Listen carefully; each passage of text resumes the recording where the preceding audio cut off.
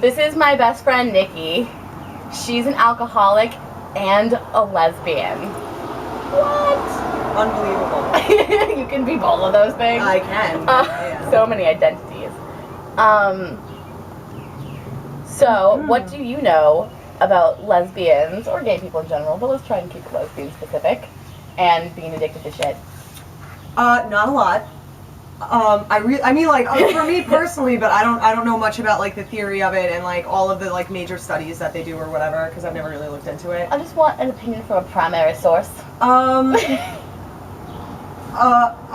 don't want to say it's more difficult for a gay person who's struggling with substance abuse, because it's hard no matter who you are when you're dealing with substance abuse, but with gay people there's more of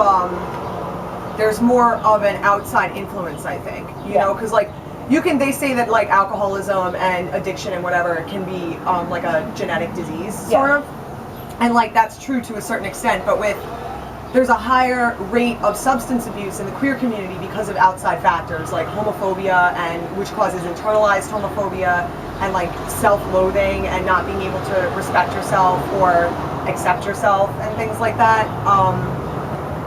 So I think it's a little different in that respect. When I went to rehab and I was doing my psychosocial with my counselor, I don't even remember how it came up, but I ended up saying that I was a lesbian. And she was like, how do you feel about that? Like, do you hate yourself for being a lesbian? Like, she was nicer about it, but she asked me, like, basically, like, do I struggle with that? And I was like, actually, that's pretty much the only thing about myself that I don't hate right now, because I fucking hated my life when I went to rehab.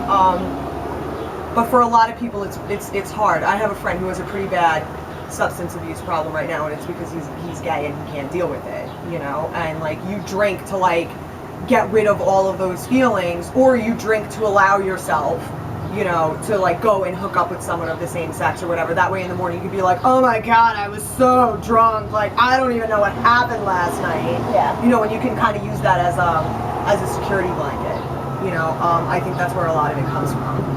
Okay, okay, obviously AA meetings are, like, anonymous and, like, what am I trying to do? It's confidential. Yes. So you don't have to, like, divulge, like, a lot, but, like, are the meetings inclusive of the LGBT community?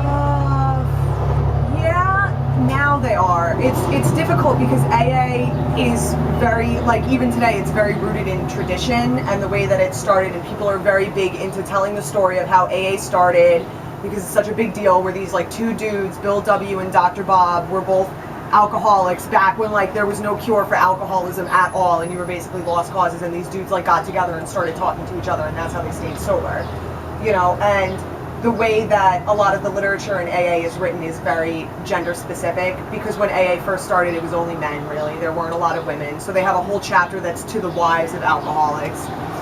And I struggled a lot when I came to AA, having to deal with, like, a lot of shit that clashed with my political values, like calling God, which I don't necessarily want to do, using male pronouns for a higher power, which I don't like. But in terms of, like, homophobia that I've met when I go to AA meetings, I haven't really dealt with any, because at the end of the day, like, we're there because we need to stay sober. We're not there to, like, judge each other based on, like, who we fall in love with and who we're in relationships with. Like, my friends in AA don't have a problem with me being gay. I've definitely dealt with some people who have been inappropriate, but they weren't really being homophobes. You know what I mean? Yeah. There are, like, gay specific meetings, There right? are gay AA meetings, gay A meetings, if you will. Gay A, wow. How are those? You've been to some? I've been to two, because there aren't very many on Long Island. But when I was on a road trip last summer, when we were in Nashville, there were a few gay A meetings that I wanted to go to. There was one that was, like, women only, which meant they were all lesbians, and I wanted to make it to that, but I didn't get a chance to, so I went to a different one. They're really nice. I feel not necessarily more comfortable in terms of talking about alcoholism there, because, like, we're all alcoholics when we go to an AA meeting, but it's more comfortable in the sense that not only do you connect with these people on the basis of being an alcoholic, you also, like, motorcycle. You also connect with people because you have that shared experience of coming out. It, like, reminded me a lot of when I first, like, felt a gay community around me.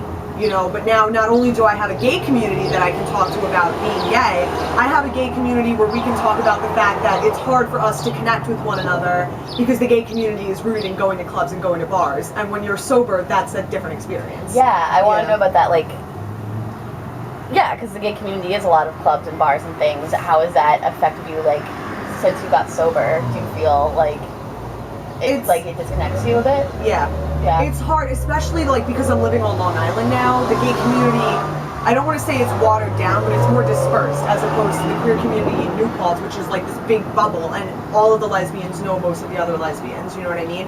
On Long Island, the only place you can really find a community is if you're going to the bars and clubs. You know, and like there's no point in me going there because I'm not going to get drunk. I'm going to be around a lot of other people to get drunk, and if I want to go to meet someone, like, I don't want to meet someone who's been drinking and like have a conversation with them when they're drunk and they don't know me. You know what I mean? Like that's not my life anymore. So it is kind of a disconnect, you know. And I just kind of had to get used to that when I came home, you know. Because what are you gonna like? I mean, I can go to bars and not drink, and I can go with friends and I can have a good time. But like in terms of like meeting people, it just doesn't work out for me, you know. Yeah, that's all I wanted to talk to you about. Any other thoughts and things? It gets better. Wow. That's it. Thanks. Thank you. Anytime.